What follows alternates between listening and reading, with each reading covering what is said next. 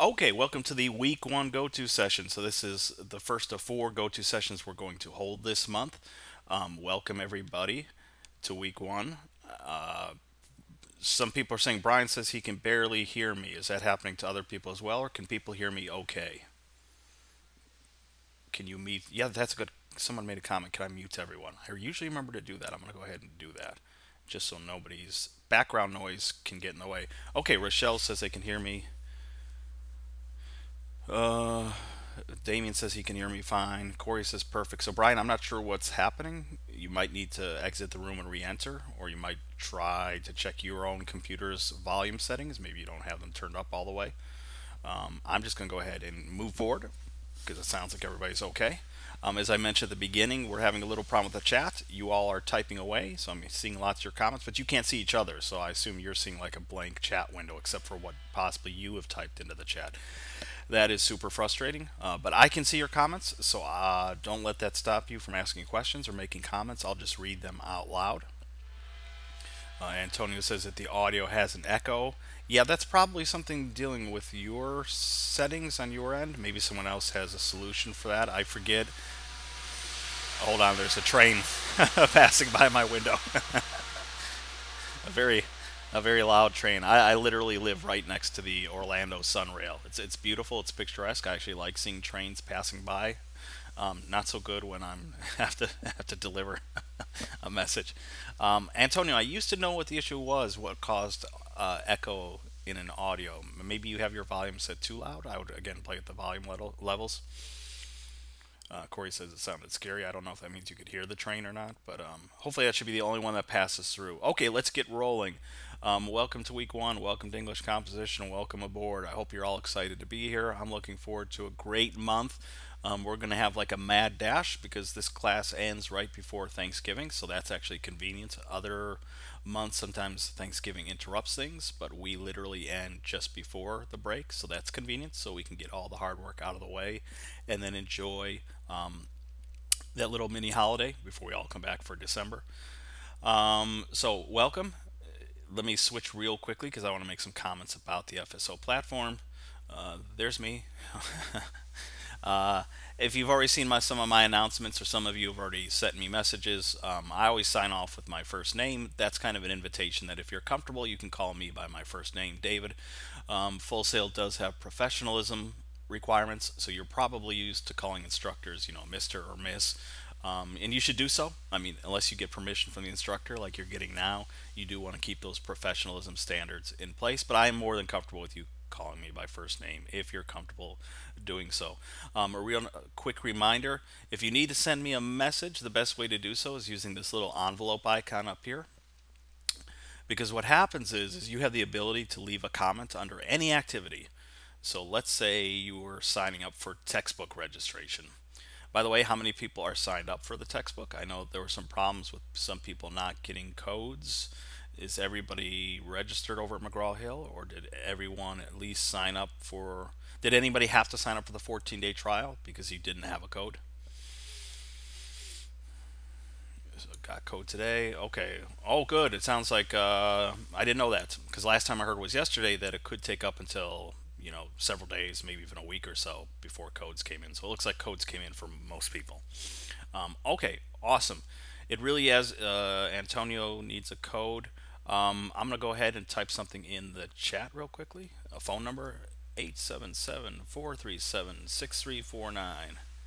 Okay, that's FSO support. So anybody who doesn't have a code or is confused, that's FSO. Let me type that FSO support. They handle textbook questions. It's probably the most common question they deal with. So if you give them a call, they'll be able to help you quickly. I recommend calling, not emailing, because you'll get an immediate response. If you call in, chances are you're going to immediately talk to someone who can fix the problem. Whereas if you email, you might be waiting more than 24 hours to get a response. And sometimes you might not get a response at all if the email falls through the cracks. Okay, and I have, where is it? Here it is. Okay, under the textbook registration activity, so this guy here, McGraw-Hill Connect registration, you have this PDF file. It's called registration details. It's a PDF. You literally just have to click on this link here. Okay, don't copy and paste it. Just click on it directly, and that will take you to the McGraw-Hill site. And then on the right here, you should see my name to let you know that you're in the right area. And you can click on register now to complete the steps. And all you'll need is that registration code, and you'll be on your way. So yeah, signing up is real simple.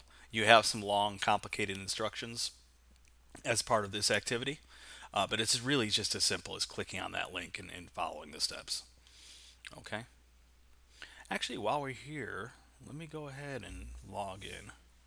So I do want to make a couple quick comments about the McGraw-Hill site. Oh, but I was saying if you need to send me a message, please use the envelope icon, because if you leave comments under specific activities, which is okay, it gets sent to this notifications area, this little ring a bell. But I literally get updates no matter what you do. So for example, Julio Ortiz looks like he just submitted, he signed up for the week one lecture. He read through these ungraded though required welcome activities. Okay, so I get notifications on everything you do. Like if you sneeze, I get a notification. You clear your throat, I get a notification. So when you leave a comment for me under one of these activities, it gets sent within this huge list of notifications that I get sent. Okay, and I do try to keep my eyes out for them, and I do get an email anytime you leave a comment. But as you can see, I get lots of updates. Whereas if you send me a message through the envelope icon, it's much easier to spot. And nobody sent me a message yet. Oh, I'm so sad. Okay, so there's that. McGraw Hill. Okay, so where's our class? Here we go, November 2015. Just want to make some quick comments here. This is where you are going to do your assigned readings. Okay, and they're organized by week. So week one, part one, two, and three is week one stuff. But as you'll see, it's really short. Like here, what is good writing? Okay, so we click on that, and it will take a second to open up. And there's the reading. Okay, it's not terribly long. Not all of them are going to be this short, but if any of you have started through the readings, you'll see that they're not terribly long. Okay, so please complete the readings. But the really probably super important stuff are these guys here. These 4 Learn Smart Achieve modules. These are interactive modules you need to complete each week. They're due on Saturday at midnight of each week. I'm not going to click on this, but if you click on it, it's going to start the activity. It's going to open up the interactive module so you can start working on it. It usually takes some people anywhere from 1 to 3 hours. Some people can complete it faster if they're really, I don't know, they're understanding the concepts well. It's adaptive. So the more questions you get right, the more that the program recognizes that, and the quicker you can get through it. The more questions you answer incorrectly, the more you'll be given. But generally, I'd say yeah, anywhere from 1 to 3 hours. 3 hours would be a little bit long. Usually, most people it's probably in the hour to 2 hour range. So you have one of these each week. They're each worth, I think, 5%. Let's check. So, for example, the first one is due November 1st. Okay, so yeah, 5%. And here's an important message I want to give is that you have so many gimme points. Okay, you do these 4 modules. That's 20% of your grade, and you just get completed. You get graded on completion. So if you can finish, the week 1 module due this Saturday to 100%, you get 100%. If you get 87% of the way through it, you'll get an 87. But most people take advantage and really complete those things entirely, because if you can complete them to 100%, that's 20% of your grade. That's an A. You also have these weekly quizzes called check-ins. So one is due this coming Thursday. Okay, so Thursday at midnight, you have the first weekly quiz to take. Corey asks, now you are able to see how we do, and are we graded on the Learn Smart Achieve? Yeah, I think, yeah, I can check to see exactly like which questions you got right, which questions you got wrong on the Learn Smart Achieve interactive modules. To be honest, I don't go into it that closely. I literally just check to see your completion percentage. I don't care if you struggled and it took you 10 hours to finish it. As long as you got to 100%, that's good. So that's what I'm checking for. Ashley asks, can we work on them ahead of time? Yes, I've set them up. As you can see, you're seeing the instructor's view. I've set everything to open up on October 26th, and it ends on November 25th. So yes, if you want to barrel right through them, you can. I also did this because I anticipated codes not being available. So if People had to sign up for the guest membership that lasts only 2 weeks. Lots of times, for whatever reason, people never complete the registration. They never go back and get their code like they should, and then the 14-day membership expires. So this was also an attempt to encourage them to, if they wanted to work ahead and get through them. Okay, so please take advantage of it. It's so easy. And by the way, students like these. Okay, we've been using this for over a year and a half, and I'm not shilling for the site. Okay, I don't own McGraw Hill stock. I don't even know if McGraw Hill has stock. But students really have good feedback on these interactive modules. They learn from them. I think there's a game-like quality to these modules, right? You answer a question correctly, you move forward, you get to check your progress.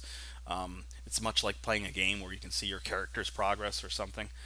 Yes, every so often there's that student who just does not like the Learn Smart Achieve modules, and that's fine too. But I'd say do them, okay?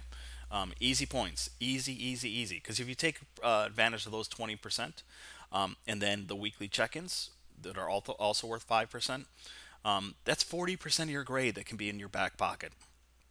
And there's also a professionalism grade for 10%.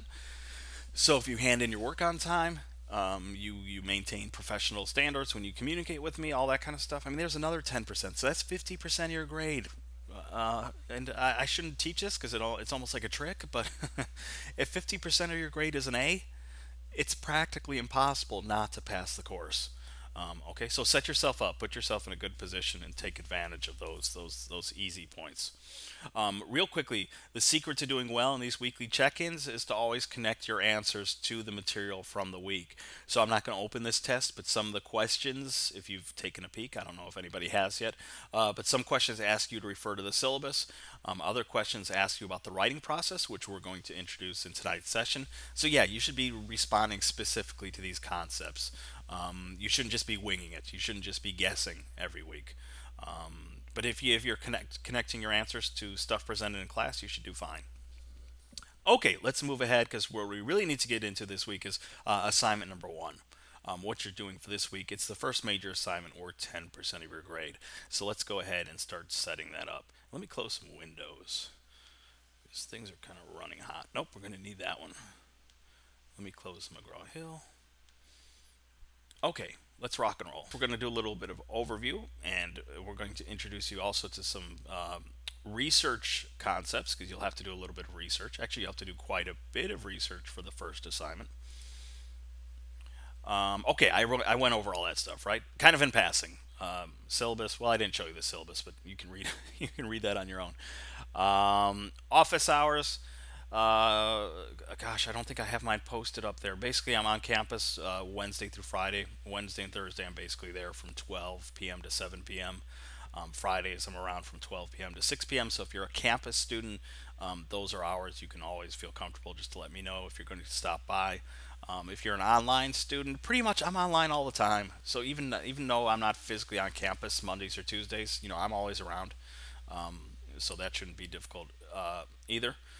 Keep in mind there's a writing center here, and my cursor has disappeared. Hold on. There it is. Let me go ahead and type something in the chat. Writing center at fullsail.com. Okay, so there's the email for the writing center. If you're a campus student, you can have physical walk-in sessions. If you're an online student, we set up online sessions using GoToTraining, much like we're using now. Take advantage of this, please. Okay, so there's help available to you if you need it. Okay. Late policy. Basically, the English department late policy is that there is no late policy. Things are due when they're due, and there's really no forgiveness policy. Okay, so things that don't come in receive a 0, which seems pretty strict, and I admit that it is. But it's a policy that's just designed to make sure that people get their work in on time because classes move so fast here. So there's no penalty for each day that it's late. Okay, it's due when it's due. And if it's not received, it gets a 0, which is what this timeline is showing you, that it's best to submit work on time. That if you wait until the last second, FSO can get overwhelmed. So sometimes students will email saying, I couldn't upload, I'm having problems. That's probably because you're waiting until the last moment when everybody is flooding the system. After the deadline has passed, late work is only accepted with an emergency. Now, the good news is I'm probably one of the more flexible instructors. Other instructors want to see doctor's notes. I just want you to let me know in advance, okay? So if you pulled a double shift this weekend and you're not going to be able to work on your paper, just let me know, but don't let me know, 2 hours before the assignment is due. Give me 24 hours. If you're going to be out of town, if you're moving, if a true emergency does happen, just let me know about it. If I know about it far enough in advance, then I can be Mr. Nice Guy. If the deadline passes, then it's tougher for me to be kind and forgiving. Okay, so I'm pretty comfortable with giving extensions. After all, if it's going to take me sometimes 3, 4 days to get through all of your assignments and grade them, I'm not really going to get super angry that it wasn't there Sunday night at midnight. But that's it. I still want people to kind of reach out to me and let me know in advance and technically ask for an extension, okay? And after 72 hours, there's just no work accepted for any reason. So even if you do get an extension, okay, you'll get an extension for, a time that's reasonable, Monday, Tuesday, Wednesday. But after Wednesday, no work is accepted at all. Okay, does that make sense, people? Okay, so let's talk a little bit about the creative process because the cool thing about Full Sail, most of you are in creative industries. If people don't mind, could you go ahead and type what you're here to study at Full Sail? You won't be able to see it, but I'll read some things out loud as they appear. So Corey says film, got a couple game design people, creative writing, game art. Okay, very, very good. Graphic design, digital cinematography. Okay, so we got film people, game design people, graphic design people. A lot. Okay, Antonio's mobile development. Very good. No music people here. Usually there are a lot of music production, recording arts people. I'm sure we have a bunch of them represented. They just might not be in this session tonight. But yeah, like almost all of you are in pretty creative industries. Okay, that's why you chose this school. That's why you're excited to be here. That's why we're here as your instructors because lots of us have the same sort of creative backgrounds. So obviously you're not going to be in English class reading Shakespeare or decoding poems or reading for symbolism in short stories, right? We're not going to assign those type of papers because that just wouldn't fit very well. So we try to adapt things and tailor things to what would interest you. And so we're going to focus on the creative process because if we think about what creative people do, let me make a call of time out there real quick because this has to do with your weekly quiz. Real quickly, we are teaching the writing process in this course, okay, which is a circular process, as you can see captured in this image, right? So we're going to begin this week right here with brainstorming and researching. Okay, so coming up with the topic and then researching it, that will be your main task for this week. But in future weeks, starting next week, actually organizing your ideas and putting them down on paper. A draft of your paper is due at the end of week 2. Then in week 3, you're going to get feedback. Okay, you're going to get feedback from your peers and from me, and you're going to use that feedback to revise. And then, yes, the final day of the month, your assignment is basically to hand in your revised paper. And as you can see, this is the writing process. So I think one of your questions for the weekly check-in is to comment on the writing process. Was your own writing process before this class similar to what you see here? Or not really? Did you just skip some steps and go right into writing? Either way, I mean, this class you'll get a taste of what each step feels like because this week we're going to focus on these guys right here. Okay, I was saying we were talking about the creative process, and you're all creative people, and Full Sail is a school that welcomes creative people. One interesting thing about creative people, they usually had to work pretty hard to get where they are, correct? Wow. I don't think people can hear my ambient noise, but we have trains, we have ambulances, we have fire engines going on.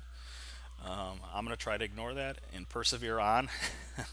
But if you think about creative people, they had to work hard to get where they were. That's what's called a perseverance.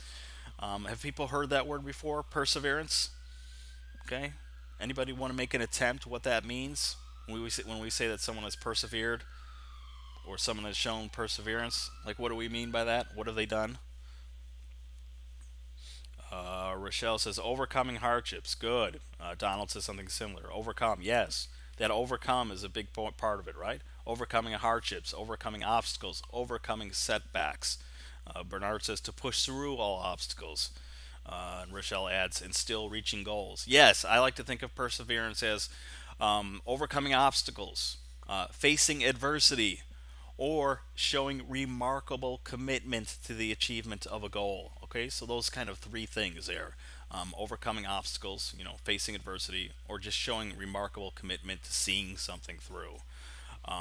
That's perseverance, or as Antonio says, turning obstacles into success. Okay, good. It seems like we're all pretty comfortable with that concept. That's a big hurdle to get over to begin with, because your job this month is to choose someone in your industry and then research how they have persevered.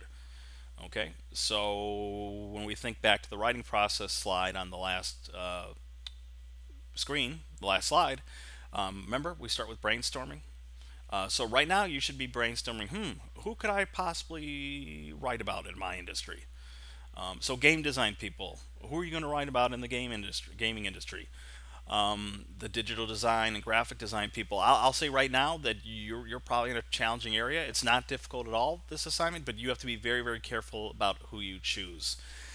And I'm going to say more about that in just a second, because in order to do well in this assignment for this month, it is kind of important that you choose the right person. It sounds terrible because maybe you have someone in mind, but if they don't really, they don't work out well, you might have to change topics. So this week is really designed for you to find that person and to do some initial research to see if they have enough written about them for you to write a short paper about. Okay. There's a thought question for you. What part of the creative process is most difficult for you? This was just trying to connect things back to this idea that the creative process isn't easy. Okay, whoever your industry role model that you're going to choose for this month, they faced difficulties and challenges as well. I'm going to skip that though. I'm going to get into research, and actually, let me get away from this presentation for just a second and the assignment sheet. Okay, is this it? No, this is it.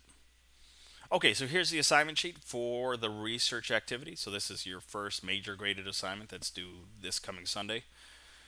I'm not going to read all this out loud. That's terribly dull. But please read it through on your own. Okay. Make sure that you're reading all materials, including assignment sheets.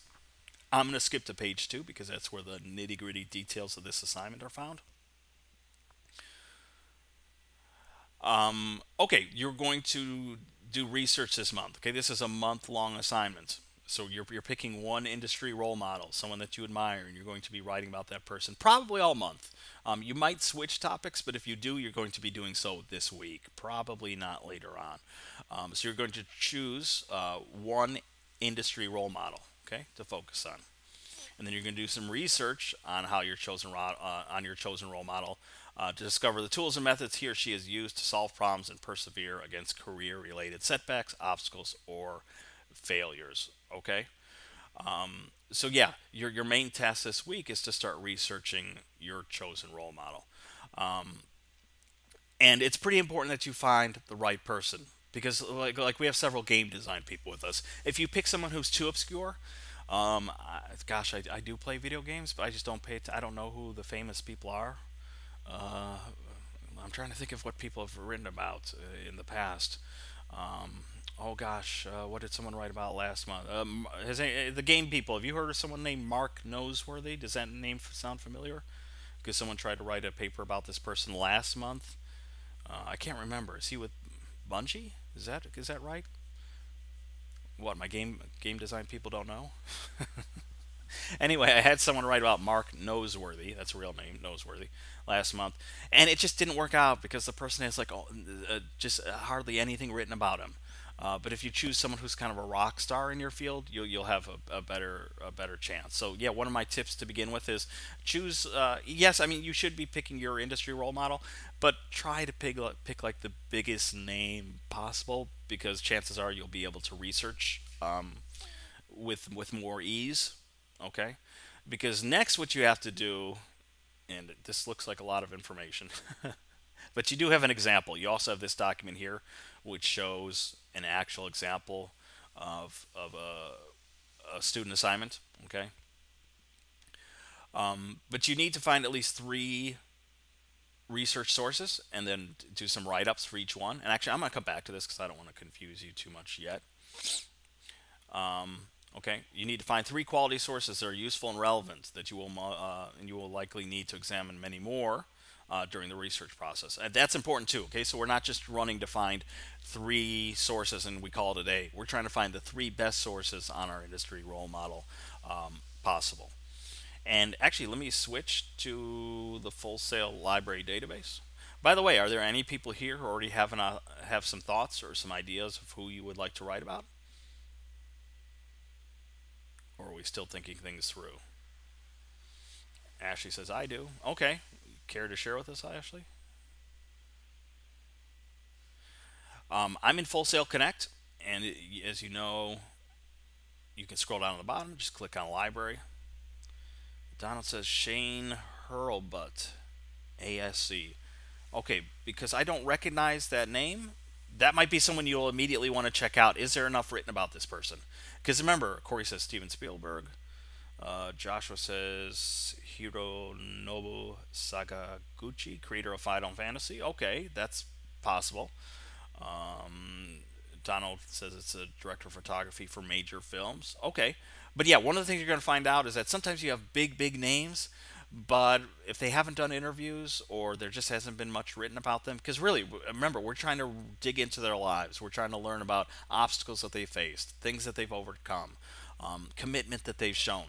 So we need to find actual sources that teach us something about that. Because if we can't find that, then we're kind of in trouble. So yeah, all these sound great. Rochelle says J.K. Rowling. J.K. Rowling will be very easy.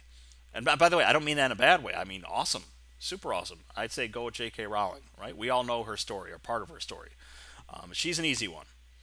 Easy, easy, easy. There's some easy ones. Kanye West for the music people, that's an easy one, right? The ones where we almost already know obstacles and hardships. Other people just have to, or you're going to have to figure out what those obstacles and hardships are. Ashley says Emory Douglas. I don't know who that is.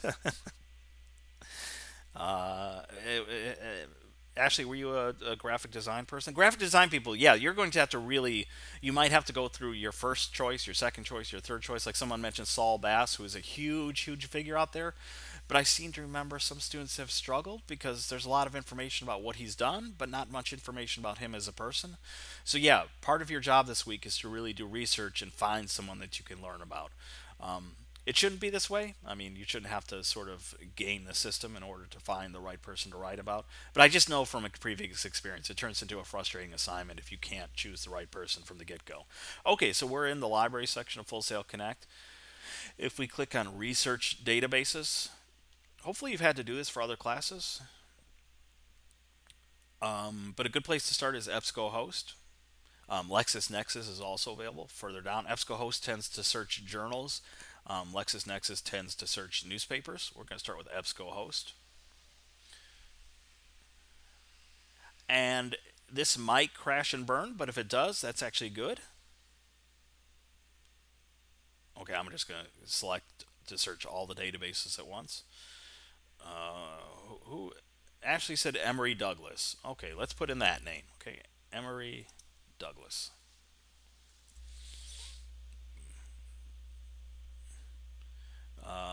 Did not search any. Okay, let me check something real quickly. Am I spelling his name correctly? We're going to need that in a second. Here, let's get rid of this page. Emory Douglas. Okay, one S. I probably misspelled his name.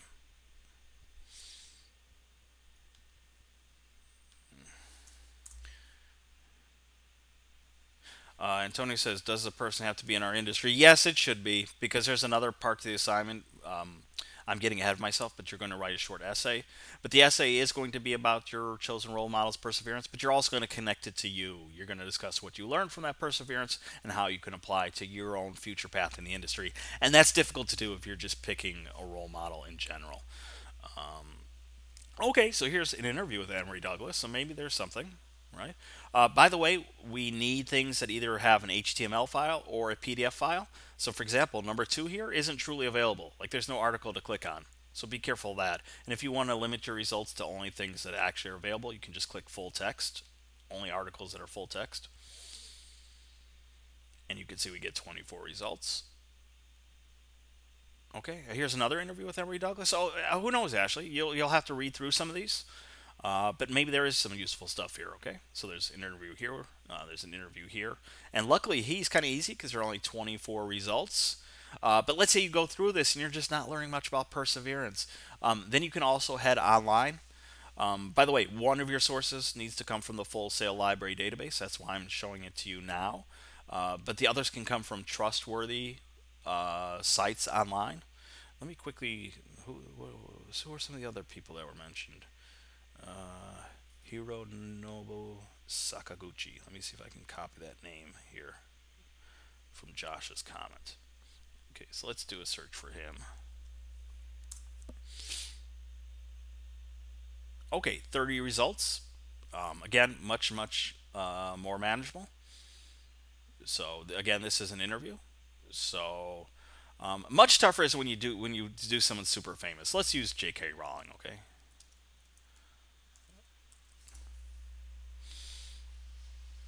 Okay, look, yeah, 4,278 results. So in this case, Rochelle will need to narrow things down.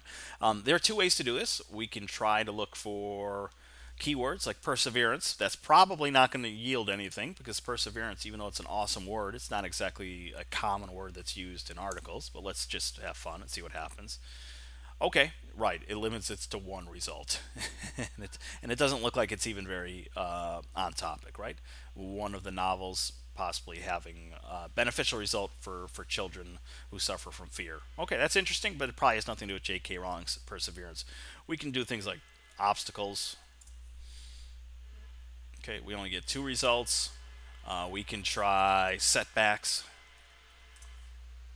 Brian suggests overcome. Okay, setbacks gives nothing. Overcome.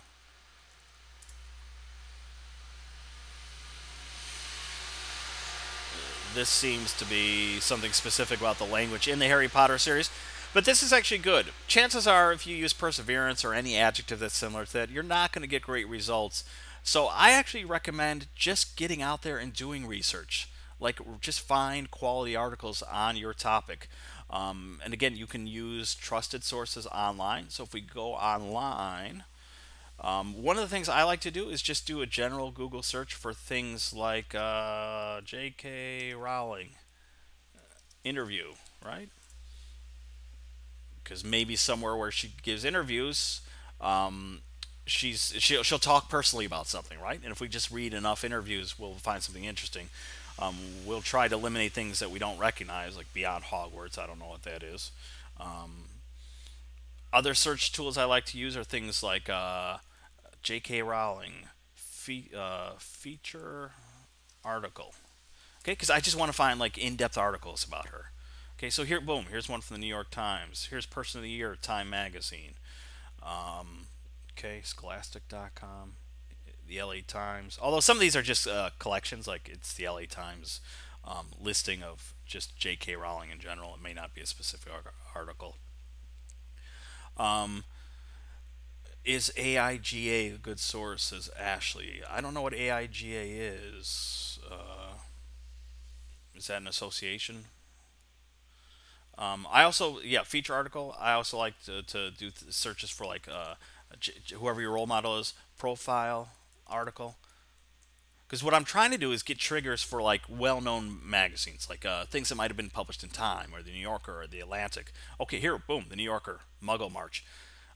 By the way, that's a nice trick too. You'd be amazed how many people, even though the New Yorker, the Atlantic, places like this are pretty prestigious magazines, you'd be amazed how many subjects they've covered.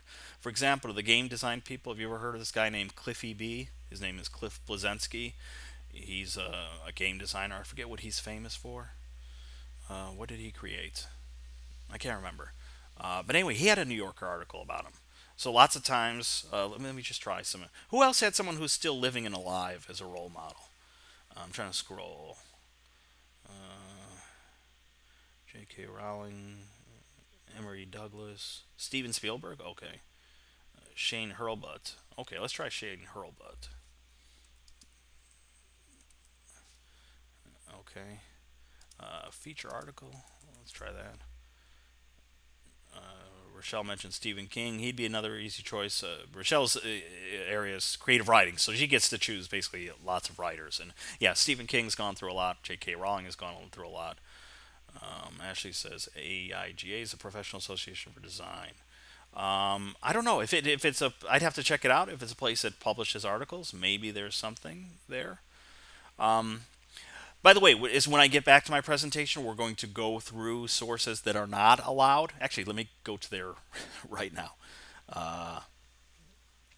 Let me skip. Okay, I'm going to skip some slides. We'll go back. Here's things not to use. Okay, IMDb, Wikipedia, encyclopedias, biography sites. That's a big one. Okay, no biography.com. Answers.com, dictionary.com. However, I don't have a problem with you beginning with one of these places in order to learn basic facts about your person. The problem is we don't stop there. Okay, we don't read a biography site and go, okay, I've learned all I need to know. I'm ready to write my paper. But yes, you can reverse engineer by, like, let's say you need to read a brief biography just so you know that, oh my gosh, this person went through this, or this person experienced that. Then that's great. Then you can do targeted research into those areas. So I don't have a problem with you beginning here, but I do have a problem with you ending here. Okay. Biography sites just tempt students to end up writing papers that read like mini biographies, where you're just telling someone's life story instead of doing focused research and how that person has persevered. So if you need to use a biography site in order to learn more about that person, fine. But it should help you do more dedicated research. Brian says TED Talks. Yeah, TED Talks are awesome. I'm not sure how often TED Talks get into the personal information of the person speaking. They're usually speaking on a specific topic. But yes, they're absolutely trustworthy. But here's Wikipedia, okay? So here's Shane Hurlbut. Who is Donald's, right? Okay, so Donald wants to read this to get some basic information about this guy. And let's say something is mentioned that he can then research, then that's fine. Or if you want to go down to the references at the bottom, okay, there might be some good stuff here. So you can check out that as well. And then you can use my tricks. Like, I don't know. I doubt. Well, did the New Yorker write anything about him?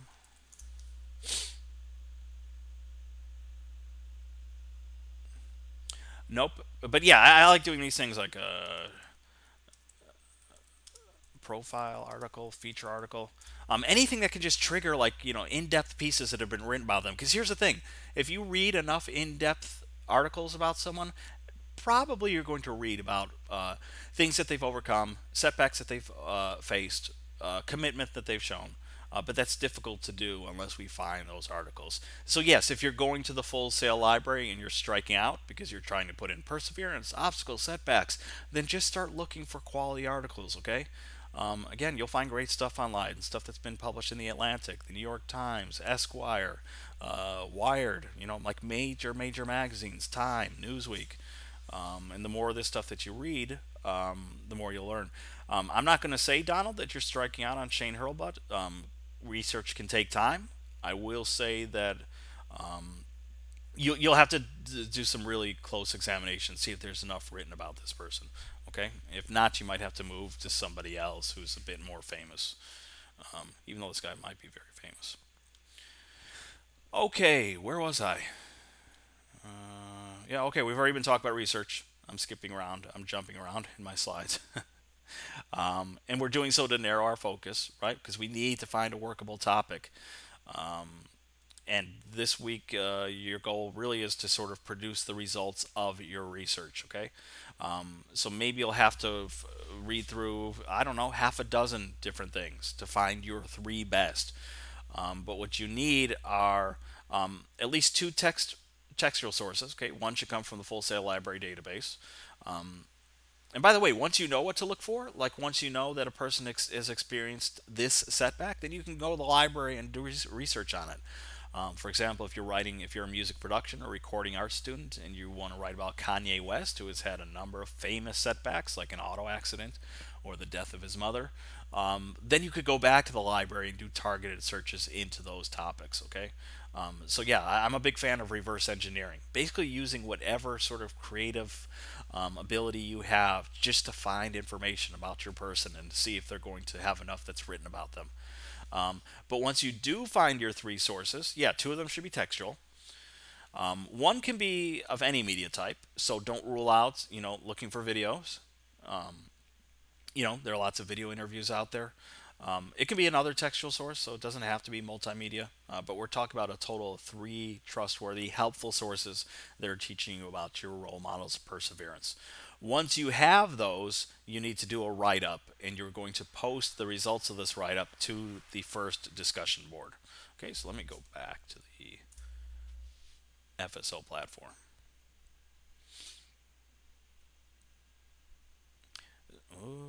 So we're talking about, come on, come on, this assignment here. Okay, assignment number one, preparing to write. It says 3+ posts because you are going to make original post of your own, and then you're going to respond to at least two of your classmates. So far, the discussion board is empty, but you're basically going to make your post here. So what are you going to do? Once you have your three worthwhile, helpful research articles, you're going to fill out this information. First, you're just going to give me basic information about where you know what the source is and where you found it. So the type of source, whether it's a book, magazine, video, etc., its title, its author, if there is one, its date of publication or copyright. Okay, so you're going to give me basic information. And if it's a book, you're going to give me city, state, publisher info. If it comes from a magazine, newspaper, or journal, you're going to give me volume, issue, and page number. You're doing all this because it sort of helps you for next week, because next week we're going to get into APA format, and the more of this information you have on hand, the easier it is just to plug in. But next, and this is the part where I want to slow down and make sure that everybody understands, for each source, okay, so you have three research sources. You are going to write 2 paragraphs. You're going to write a 1-paragraph summary of that article, that source, and then you're going to write also a reaction paragraph. Okay, and it's exactly what it sounds. Okay, so a summary is basically telling us the gist of what the article is about. The reaction paragraph is capturing your thoughts, okay, on that piece, what you've learned, how you think you can apply this knowledge to your paper. So we're talking about 6 paragraphs total. So it's Tuesday, right? This assignment is due Sunday night. So that may sound like a lot of time, but it's actually, you'll need that amount of time to find your 3 different sources and to do your write up. Okay? Because we're talking about 2 paragraphs per text. And you also have this document here, which gives an example. It's only for one source, so we don't get to see all 6 paragraphs of this person. And actually, his paragraph is really, really long. Like, nobody writes summaries this long. He kind of went overboard. But here's his summary paragraph of this video that he found.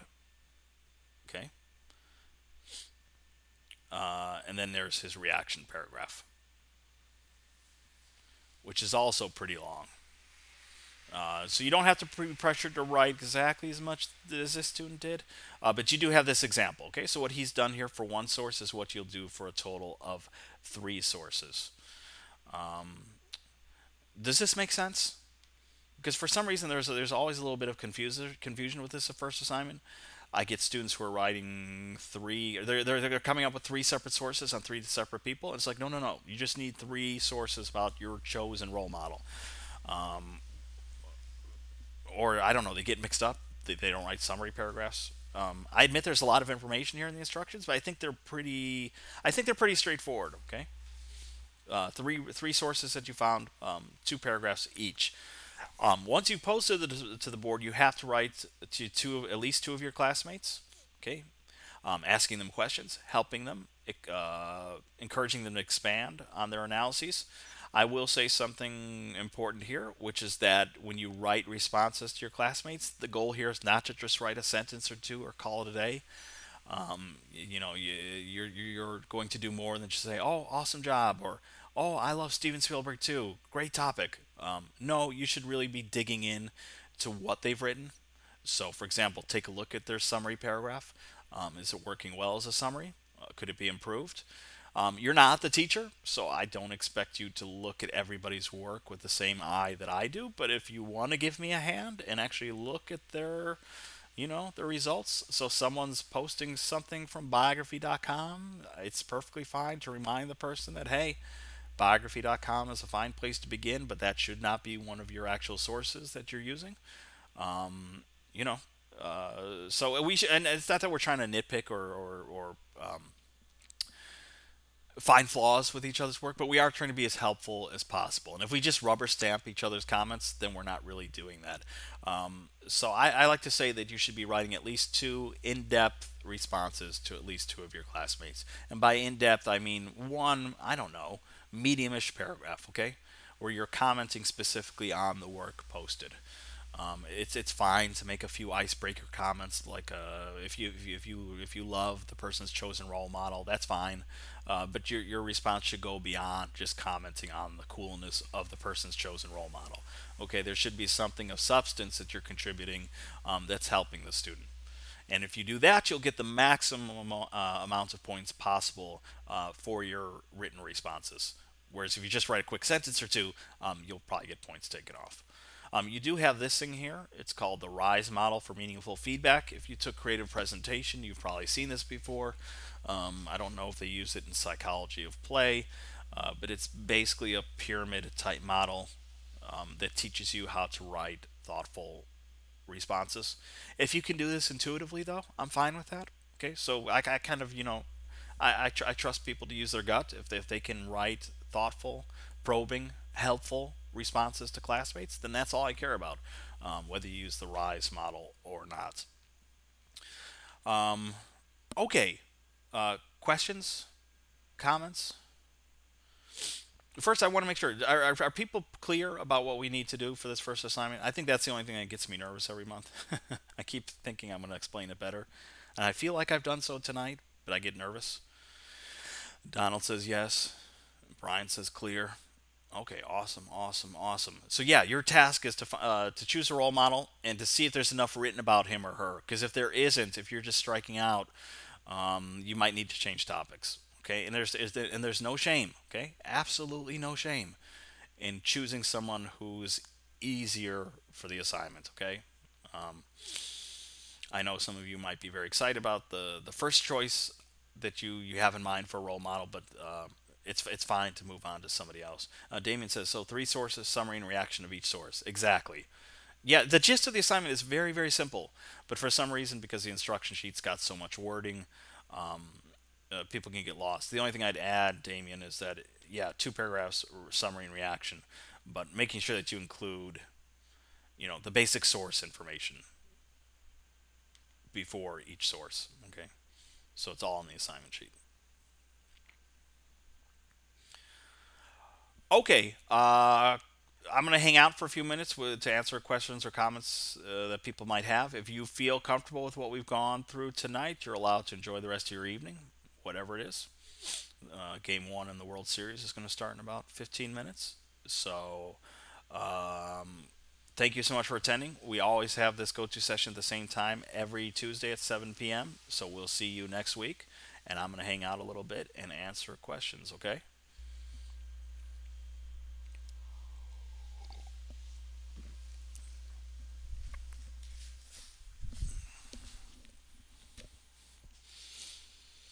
Okay, you're welcome, everyone.